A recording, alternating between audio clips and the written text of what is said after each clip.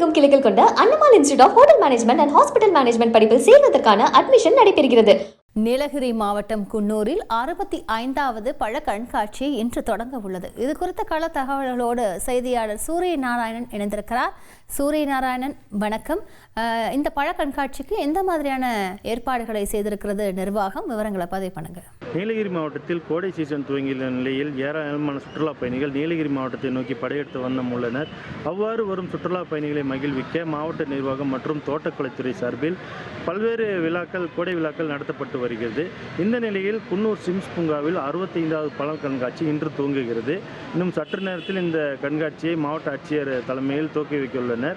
இந்த கண்காட்சி இன்று துவங்கி 4 நாட்கள் வரை நடைபெறுகிறது. வரும் திங்கட்கிழமை பரிசளிப்பு விழாவுடன் இந்த விழா நிறைவடைகிறது.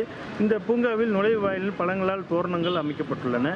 மேலும் பிரம்மாண்ட எலுமிச்சை பழம், 1 டன் பழங்களாலான எலுமிச்சை பழங்களை கொண்டு பிரம்மாண்ட எலுமிச்சை மற்றும் ஆரஞ்சு பழங்களால் ஆன ஜூஸ் கப் மற்றும் லிச்சி பழங்களால் மற்றும் திராட்சை பழங்களால் ஆன கேக் மற்றும் பேரிச்சை பழங்களான ஐஸ்கிரீம், தென்னை மரம் அமைக்கப்பட்டுள்ளது. மேலும் படகு இல்லம் பகுதியில் ஒரு விண்டேஜ் கார், பழங்கால கார் ஆரஞ்சு பழங்களால் அமைக்கப்பட்டுள்ளது. சுற்றுலா பயணிகளை கண்களுக்கு வெகுவாக கவர்ந்துள்ளது.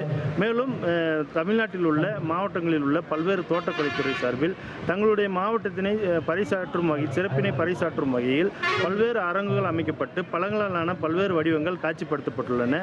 இன்று துவங்கும் இந்த பழ கண்காட்சி 4 நாட்கள் நடைபெறுவதால் ஏராளமான சுற்றுலா பயணிகள் இந்த பழ கண்காட்சியை கண்டு மகிழ்வார்கள் என எதிர்பார்க்கப்படுகிறது.